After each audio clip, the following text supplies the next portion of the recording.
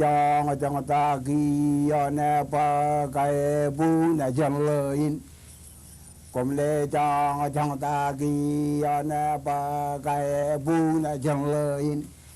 a chiri ngi ta le manu ta la toi wa toi chiri ngi to la gi cha li ga la ko chi ra mi pi ma ka bu lang lang ni ngi mu nan go ro nan go ro nan go ro nan go ro jo do wat nan go ro jo da ko abung do ane makara tapa dai dole jia liye ini ni jibli tuan komalan lala to kalau pendre kagari nim jabi utang ini mikado jaran ni komala guru jela komru jimran ran ge nan me ran ge kilo ini ran rai wa ini binim tanah amala biro ro binin jika jaga jagi janawan jika jaga jagi ini gejala itu mur na mani ni matang laga da malangir gole jibugi to ra jibugi mani rai dilie lagai dilie ole agam kala jale iligi jale no to mal jana magar gi majala bungi lino amajada ane kai ni ane la tagi yang takala tagira taga jone majala batago muru yari tarwa golawi nga golawi ra jabala taga manru jogorino jogor no go bigi kala go yaude gajan ligini kadban ligi jaragi lona gara ini wa mana jawa boje me jaraga balago jalaro dione me toin eli baban laga wajah iri lama tiga cini kali. Aku darah kacan warna jama kapalang lalu kedan rally merata lalu lain giam teriang lalu relang ini yang je tagiang je tagirokom lagu tergiang ya muru ya lamarein capala kemuar yang loyur lagi namai melakat jigrang man wain eni bigari tu ya lagi lamam tu ya jawal lo puji kamaro lita buita ini me jigragi toni najim to mai jimin re dal delia jabala tagajani bugina jeng le giyewa giyewa ini kulit jawal tagu diardak bujin nang le bukan colok ikan mejo tu le kulit bing le ini ngoelal gaya joni beri gaya ya ko modum jet virtual nalele program yon meja to jan laure to meja to in kia program ini kanan rajang chapreo dar mit iki chen alben magdik gein wich raj walo hijin eno to kum kanan rong imek ga raj walo iki chen chaban kan nan pwe na do ko a chapreo nan ko kachito to kaging an program in email ang magdik ko kumna jiloi ijil lakun gein ko imraj ber Iumuntal imwanagan Robert Ramos Enterprises eoi me kamakdu awalben emmagdu gain an alele program yon me jado ilo dialin chage jubulyo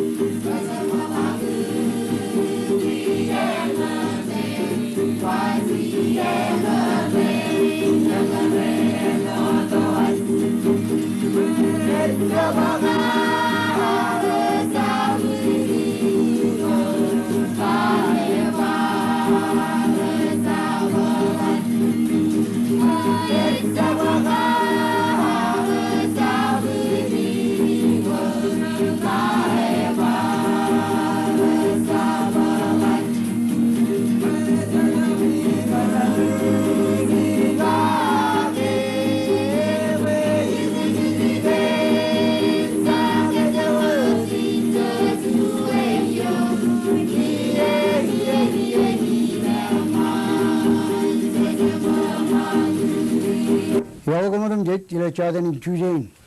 Virtual Allen, ATVP program, everyone Majado in Kia. Cheslet, Narani of Yoga of Karwai in a Chabreo, Roric Kubai pen program in Ilachadan. Virtual Allen, Chalan Bogian in, Iloan Management, Kajalai Chabreo, Realwit, Penajor, Chetkichalago, by our Ravajagan Naiwalak, Ilo program in Anchodin and Rainin. Can we need? Sijatok. Project nganam kubai pen program in malok ngani ini riri lok an perion mejado pegon lo momanin kabak ayamololun ilo yenin ke kuba do pen program in chana chino program in arkiya emilo yenin chana bodo yudo jen ujae nganair bulik man program in ganchuan hal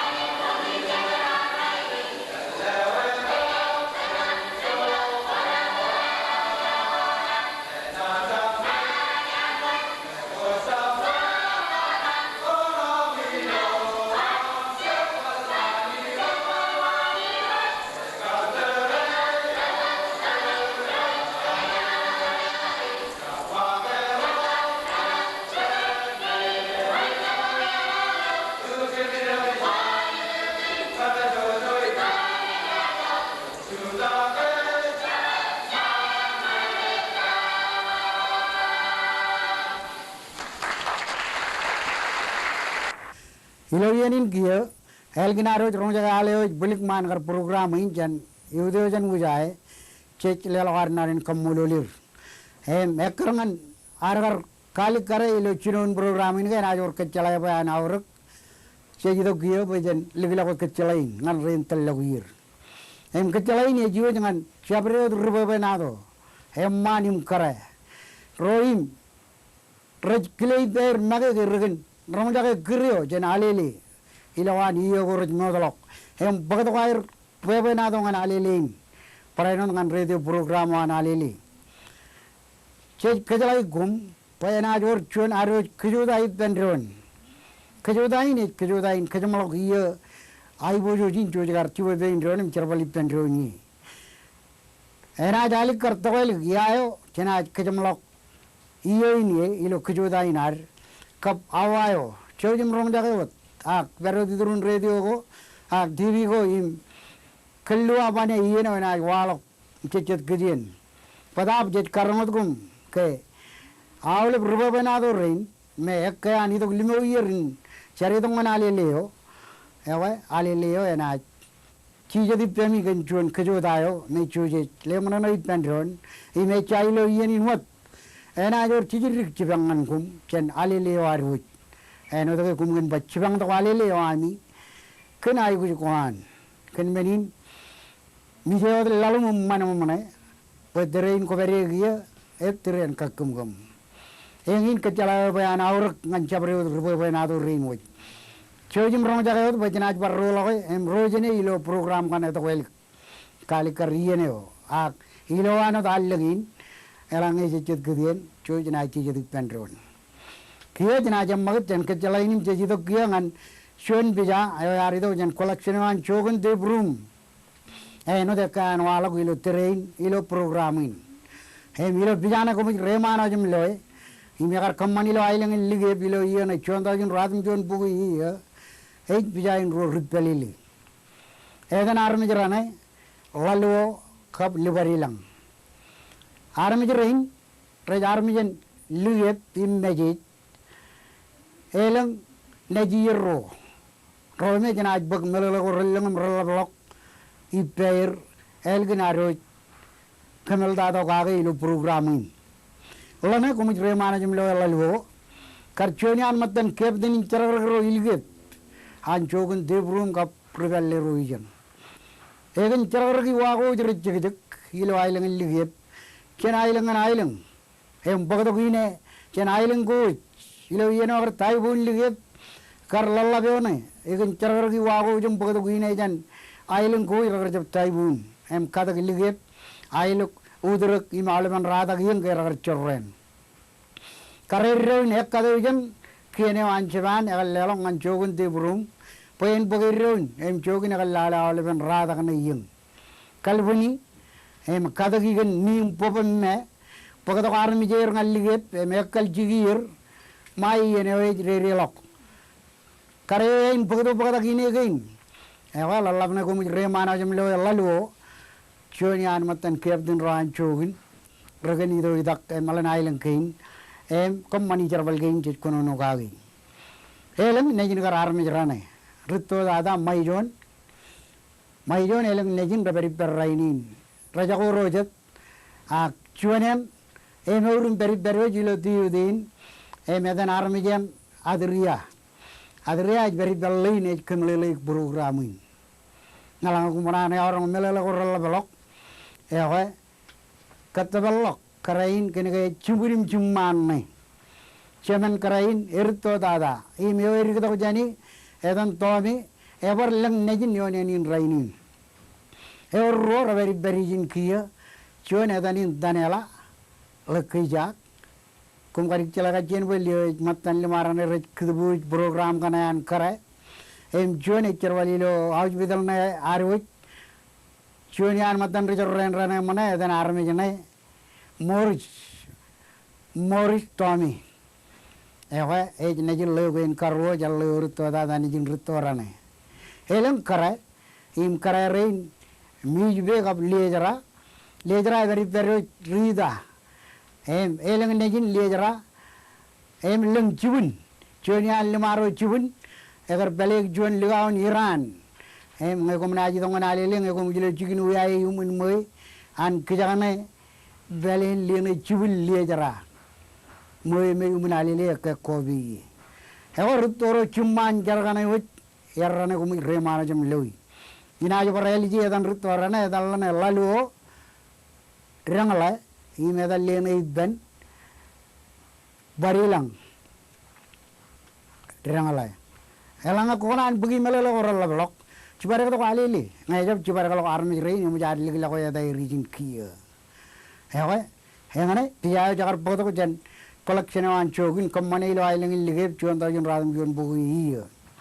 tiya jana jam magat jan pijain ko baj bulangot emlo ko janam ha jana ka jom kamulu gujut ilo ar bodo chon ni kure ni jido ko jana ajri ro ilo ailing la pugonin che karilo teren kemen nuawayo chojum lale mak awini mere bawini kedara se de gojina elege yo manawai bawini nada bawini mere bawini kedara se de gojina elege yo manawai bawini naga bawini mere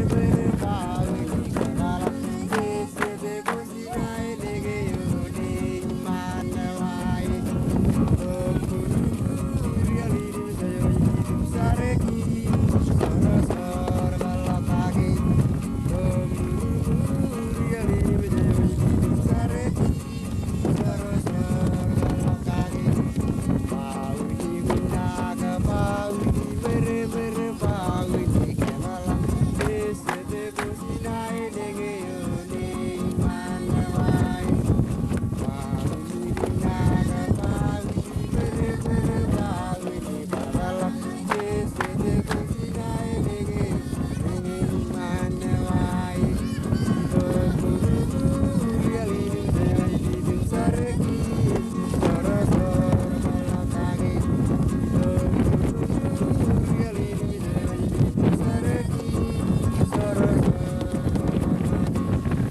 karchuno ikure manmun choja rela em loe kilden gogi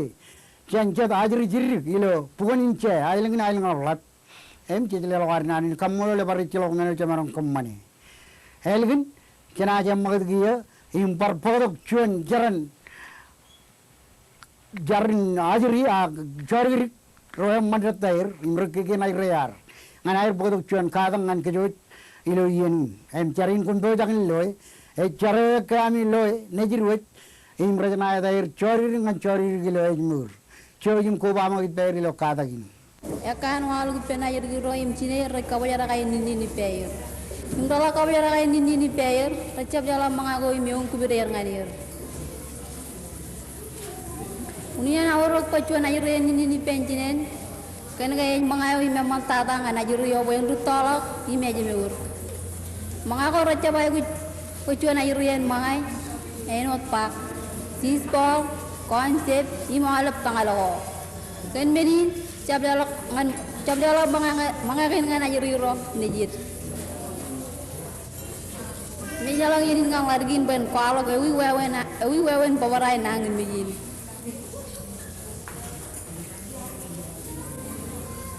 Kan pawarai nangin begin cabai cinen join aja riro kan ini ben mai jilu mai ruani ya. Wajen narungin pawarai nangin begin cabai. Meno ko karangan cabun peren pemarai kainan pinana kaina bu pinana timni parpop pergi ne ngan ajuriro imiong kubrier kiya ilo yenin jet lelok nanen kammolol ngan chori gilo ejmur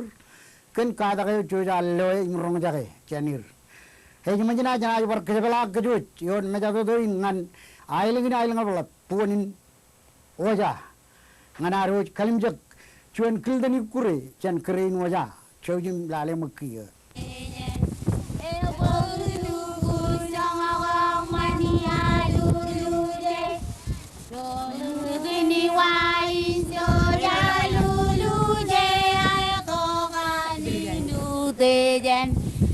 Bagulu kuisang agamania luluje.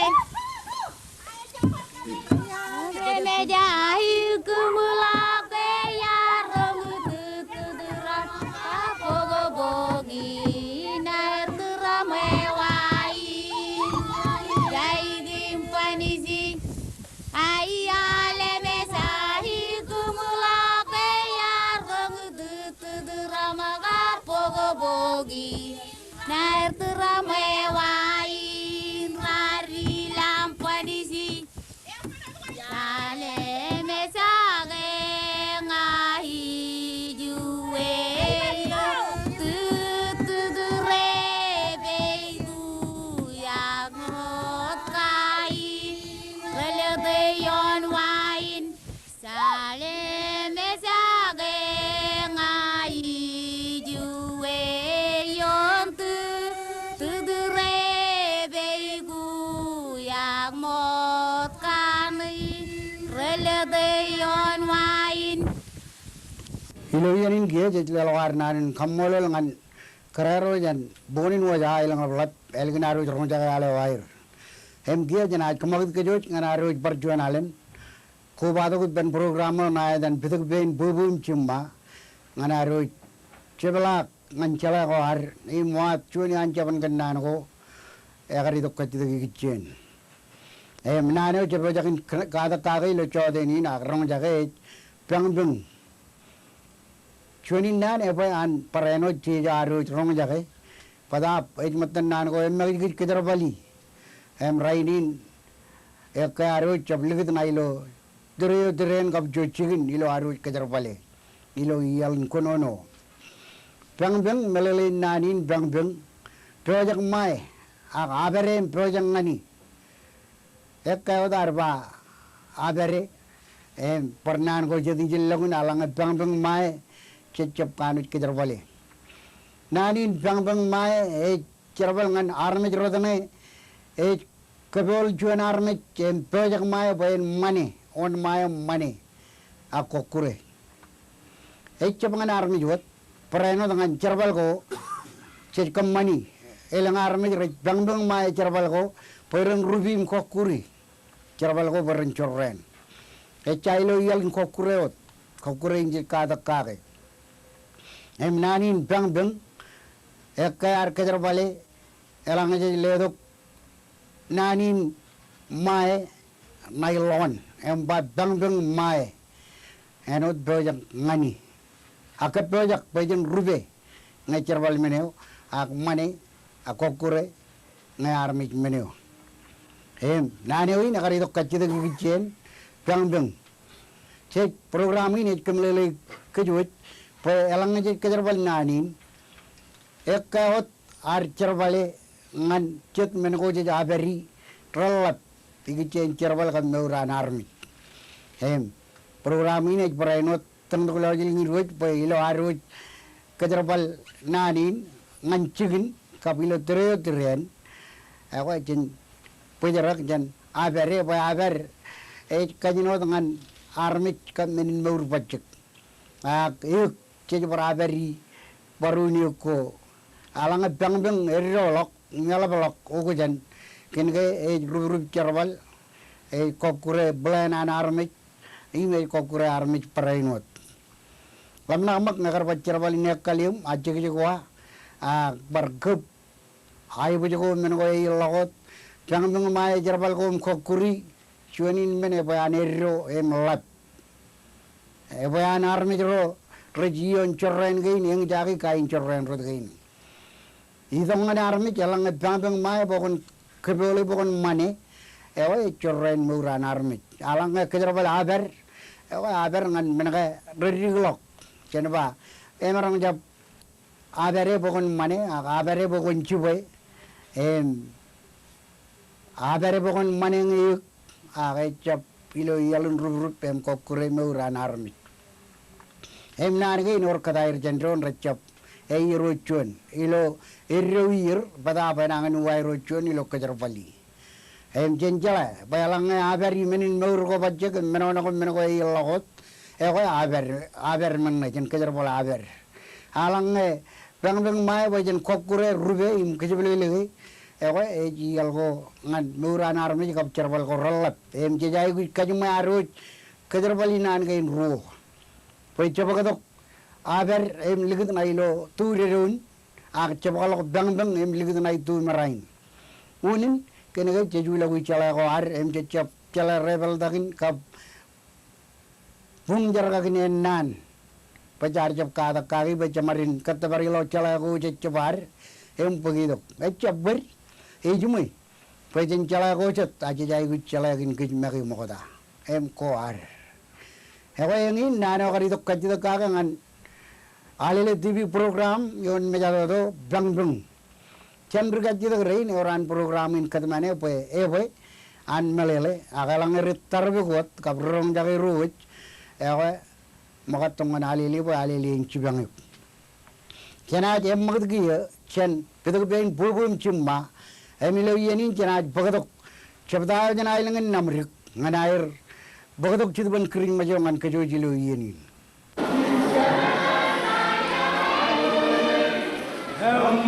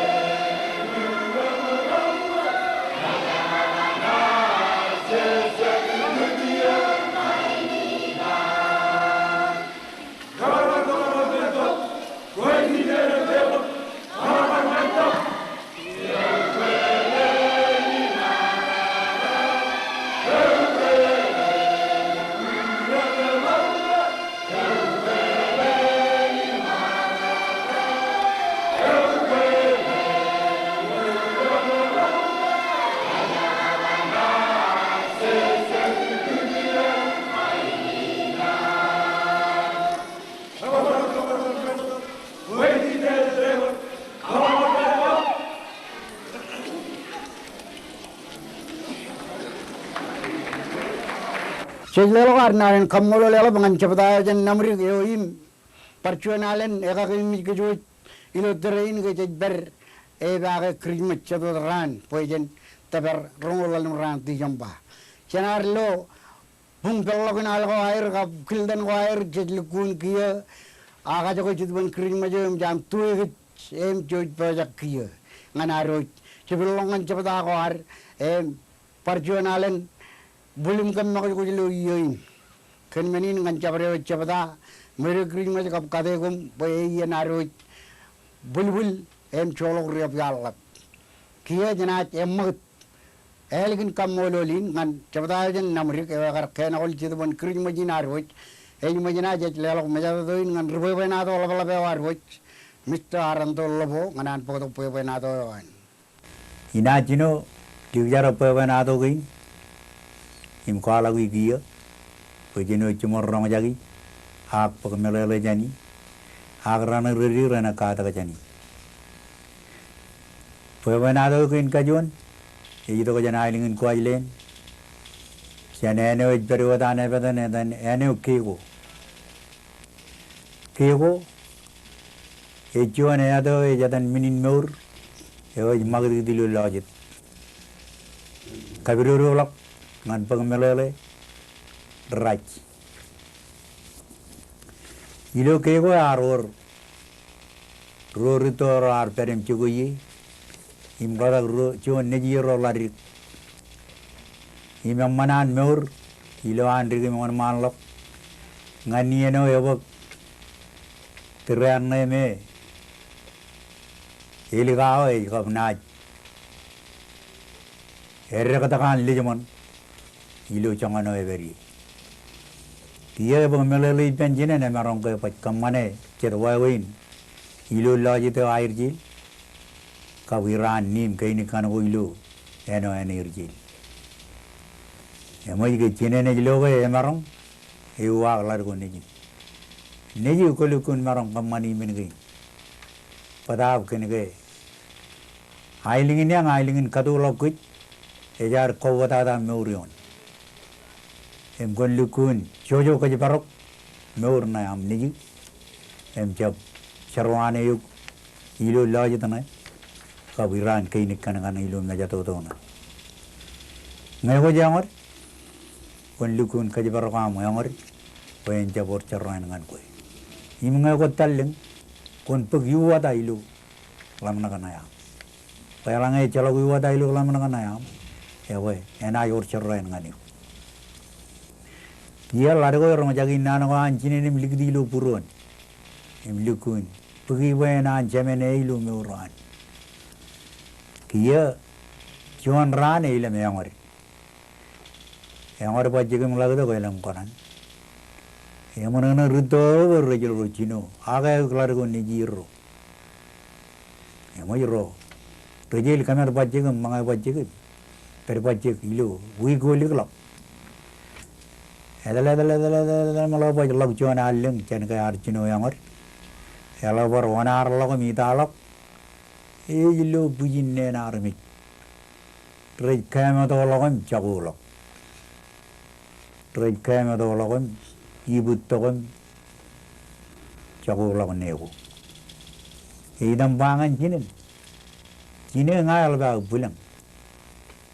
kapai kalau mana lagu jana mikam lagu lo puru. Jadi nang lang ne yar ne rijila yar jab lujuan uri na armit emoi jine na ba ko yar pa da ke ailingin kadolok ke kene ke ijo lajbu nyamon peri e ko wata tangan mur emoi kiyane jine na ba ko konai par da le mo wat mo balali kon balui ke ne gi emoi lari ko ever pajje rano lagui ko ever onarla mi talo yar talo keji talo yar talo ilu inne ko rekkani ta kinnem chapper role mon matolo yu eoran lam nagin tudi pia ena nenun ke wit kari lang neo ye ke lamanagin pigudi uwe to lamanago chinenar panganege kon jojo kajparulo meurna pai ailingin kadulo kit ailingin yang kiye jino idolok yar tulok yar tulok mane no rilik tu rilik ye jino idak ibulo neno takam lukun lale elo nen elo army ruya emoi ye takam kadbu dagilo ani wata lukun ekil ilo ani wata ekilnge army jan kokure em ragangaya ragamane jon wa ngane kanan lukun kanan wen lo chamlagun nego ar lui kate ida gibulon merdam lukun jojo kajbar go yani rim lukun mimit karruam lale ida jamlago yani re ar rolam par idolo ka chai bulon eno tulo idolo malak ka chena ay bujo ijino wan ligta kijo igi chena ay bujo ligta wan ligta malak iyo nudio yo da na ay bujo elo pujin men ko rejo je toto ya balle nge baj raja lama rejo toto renangin jale redrip ya moy ere bagi loai mijago tilukun mijak iloan kay bakalo men ko ilo etale ma jari lo jari gudu men ko urret belbel e wa men ga le kil men ga kilin raj e mo yitan e dali bajji ke man lagi bajji ke milali bajji ke mala lo gilo jar bubrere e boy janaj ba kilo em mantada e boy em pagalam no janai yo dan log jo allo inego yi penran kenna to ibulan kanin ko e talong nai jon wa yon kanin ko milale army ro rana wala ya ga ta melelen kilin rajo e moy e beri jom ridu rita aye betalok ke jino betalok relulur jaga airang air ruche bala ga jan ay bujo boy e bet enai pede ay riujalo jan keko e moy rujala irujim jabar ruddongan udio wer promo jeli kun la promo jangan kijang limaro ya teraba boy ayo boy kilio kilin lero yang nare ngai jago nunu ko ane jago lamara yain kilin e nunu ko an lero yang ne dalilo komo jala mana ga beria inga ga oleven kilio kilirang era ga ya kilio dan lero yang e jago jonin menangan yo lebare yang puru mo jagage kolomang lagu jan kage ena ju yalan lero jen giya pen marong rol dangan ailengan agi penar mi rohan ena gi jikan ya moy jonian leru ri da ba ko jinchap gini bada pues ena magi lo kilen kabana magi lo emmanawan jenjab ini badam kanu purung ibu cicelare cenai bolloy emoi rujo anar da kamlak ar rujo da malak piyo tariye ruji yedi aim to gronim jang bajje malak mujina air jang lero yo ba we armira na chala giyala na mi yang pujara ko giya na pede kumanga dalem cibara kalok ijogo cikiri yang boy ali karge echala ga marong boy ni ojolo mi yang wat e mo ro yo ya ro ni cibil jandrone me dala e dia rajo ko me dale moili ko lagu iton idilo ton rai baton nini ijo relem ro yo lagu en ton nini toyan melalen ton nini ton nimur e me ur jon nimur e gari kimur e perilo ai bujen yon ai bujen ni keko ni ane kimur e me baj poyan kimur ramanang ngai ran riri rila ko ngan keko lo aparti di arang ilo tri ora na ilo ni chala ga ignore ya ra ju rio jolo ya narin ke gom chiwara ton ni rio jolo ki ton ni to na ya beri rik e to lo jan ke go mai largo irri ma to lam lo an lirgo per pachi ibari jete chiwara ga lo ga tren ke juta mai je lo chiwara ga lo lirgo e yuwa ta de milong ani pen lirgo e kilinge Sekarang ni kerana mana orang ni buat apa ke kerana nanin kakili ko anjinin. Iri ko tan. Ajari ko lo, yo lir ko rilam lo. Kalau rilam lo, yo lar ko jelale ta. Jenai kamane ngane jab kanu maka jalok. Ay kain ne. Nen kirir lo jab nen kole jalong ngane. Ay nen kirir. Nen yo kutu kutani lo ka pata ko yapat. Jabai no nen kole jboy. Imlo i muamat. Emo je ilago tem. Lale ta lirgo na. Ela warja rualo chiri lirgo e chabam mag. Emo je ndroan kheba galo. Kheba galo chiri lirgo trenan wa illa mo yoro na manchonga ne ba. O lirgo niago. Lirgo ba yago. Eba kwari to bajek na tanga ni jana. Ego yar ba yo de ke jipon per bajik iji ago ko je diam bajik ego ngai ma ge dia i ban ma ge dia bajik e chala varjon yar do gudan to aba yar ma ge odam lawer to iji nim ji yar bajik ji aba o inga emma ne go ko mona ne gen baj wana ni da chiro achari li dongan ma kai morro e munana bajika ke baj pongoyo ko na pio bajik na ibarijit e wa o ko ngane je moli maro mi ya mai e jutak largo ilem jibu benim ka jutak em ro ona ni lok ke ro jo ona ni lok jine na la ri to liya jone leri ki pan largo ni ro liya tutoro jona ro mona mi mona na gen kili jabo Rumah mana udah kayak orang yang lari kan ni juru. Mau juru ya dalam cia dalak mau tutor orang ayah aku lari kan, ayah aku komro, cia, komro kapiwa jaga minta ciang kerja udah bacik. Ya dan kerja udah ilu rana ko tu riba il karuk. Komro itu betul il karuk. Jonin kaji neto melele ni lo kakari ulap kerja tai pendron moi terang dem kerja tai pajik melak moi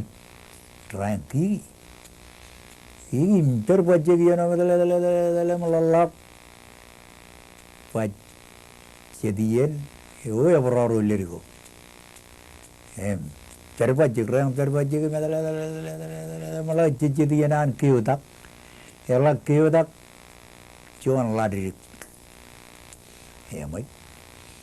Rutola largo ngai leban ejmurum rutola ngelabaj, lag ciluan alim, sini na bayi gole. Kopat tarim lewat largo ini jirobe, kon bayilen kadudu pacik, mana no ipen, ya mai. Iya, melima ancaman polar ko. Emman cabre od giya, orang kadudupi. Mai. Bagaimana kadudu pacik madala lo bai terlap. Juan alim, karaya apa boleh. Bajle lo lari ne jiro. Emu jendro ai ro tarro na kaga madala malak. Iya no itan jalaya. Cemen ni jadi anan pakai. Alak pakai, kia pakai len, naik kualok, kilin jinen, poin wabul kagai, ada kagai. Emo ya adu tu, kan ile mana mana largo jarak rukin menom tu kagai. Dalam lag jani ajriro, lirigo batam lala largo ni jiro, largo gia elu gugun ya kan ilaban menin kajar bal menu gia emi do go bayan kwalang ngancinen kia rano kin karwana jinen kadudu gia wajinai eba jur juan wa jema yar kado yengana tudu ka ada ko chappo do bun tudu ka o nigi jaji kachen jaji chemo moda jala kachen kap ngoy kwa kap ko ngoy kwa langan chemo ko na eba o chine ijo ikene wa jene nei pan kan na kana yang ngai dalam na juga de imarong loy emoi eba ko ilang potok emoi lar ko ajari gane lo lagi jo seminar tulungi apa tulung lagi ila mi rida kiran kenna to kum kane o elo jirik elo kilini elo meneo ilam kanagatu me durma to lo ka ba ko mamai menui cine ne ba ur aliya edo da ba yum kapat cema lo itu cinem cemam nalo ko ilu ai lu nga ka bitan rundu emai itu largo itu baca kagak mulang mujina itu deh apa le to menak tapi lang baca mau meni to mak inten paj orang ini emai largo itu tu lag yar tu lag nganarin mo lan kayo jipen cemena ki cine ne baj pitto me to lag ilu pervero me to lag ilu perveri ne no kego em ka largo kene lag kemilongan mo every ipal kia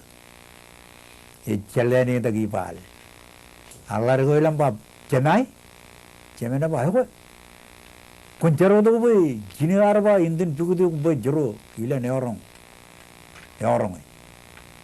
arba jan ron maga jalo idle yor chorrain ge idge jam kajin maga ego jam manot a kini ge arba jiba jan ron maga jalo emi kwalo ko nan ko arba ijab kana nigir nan ko ar churong ai ganan kwalo tu labai rungane tu jije dir emoi kijago jar kagai rurodan ego yu u erre rukayar ela giride ni do jen pal geron rukayar emoi rukayar mi talu yar talo malak ijo ewa liya bedo ke jago jinam ewe ibu yang agak ya lelo ke ina ngane ibu meno kale do we inu awul bul baje ka leo giye kum lo lu puru ne wang cerata yo ayala pag menyanim rei ma do lo ba tiralo jinamo ijo imato ilu puni oi peran pal emoi cine ni rene da kaya ko dak beni iya ko itu guru aki jongo re ma da lam lalean uri ki ma da lo ki adin rajem kadungan ton nini ai re lo ko la ma ja lo ko lo aga ya bailu purone ke itu ko jen chadijik charada ina itu ko jen chadijik iriga kebe lu puya यार जब लगर मिरमी मेनो यार पगे मिलकुन कदिल जगह कजर वाले आप छिरला कोई नहीं यार फिर ना ये मगे ये का कभी भी लुपुया Sejlel garut nan kamolol ngan rupa na to aran to lobo elgin nan kabilang kijut gin poe na to wan hembilo yenin janat emagdot tilo program in emon malok emlo yenin janat bagdomak chepadawan najiro chamtis nganan kalu jaga jo impagdok chidwan khirj majo amen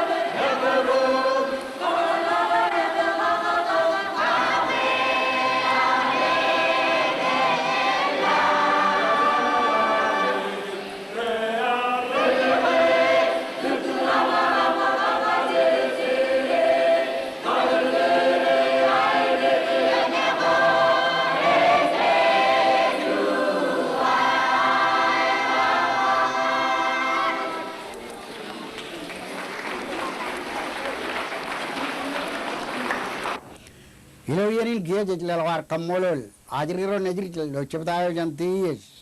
enot ke dagat chomlogun program inar jana bogodok chuanan Merry Christmas ewe boyan menen I Merry Christmas ine jiwech ngan chabreo ro rejeng jagai per mage ke ralle tuk chibang ko air ngan alele Merry Christmas ine na jiwech and Mr. Alfred ke pelle lo etan alele yo. Yawa kumu jamalep ilo yenin Merry Christmas. Imono ilo dan alele in cari lo programin mokadada lewat cuan nain kamolo leo elap chan marong pa ngan kumu jamalep rorit aloji programin an alele ilo television. Ilo yenin prainot iganan palok an alele kanojin kamolol rubaya panadoro an majalin merejidok yenodim chich palok panado in manit nor ko an ilo ailengkin ngan armejin majal. Elatan alele menana, kue rubah benado rin, penarongun idok, palok kabel calago air ilo, kue benado nailing kain, kue kejuj, jen marungun lagu ilok, lo aurak, emman, ainem maneo, ilo wawen kain, jar rutolok ilok, ilo mantin ailing kain air. Enam ilo yenin ke Christmas tok kanan kuba ipen armij rain rubai banado rain raur Merry Christmas kumu jamalep kamolol pues jej marongodin kajbarugi pai banado gina raur alap tada ilo air walog ilo television pues ajriro nejin chibur ran kab narong na rong jagi kala jani nor gagi ilo yen ko ay rejito ko enam ilo chiduban kamolo mono ilo krimajin janawale bro recharbal ilo alele nami iganan kwalok partionalen nani kamolo lelat ngan ruba banado rin nganair Bok, wawani naman, ledongan kich, pajujin cumur, menona kagay, melawa lagi lok, pajan marungan rebi juat, nor kagay, manat, chalai ko ar, ilo island kay. Endam, ngan kumu jala jalo ji programin, perjuangan Merry Christmas, yawo kumkana jenam mol. Yanin game jarta bar chemlokan program in aroj elgin aroj rong jage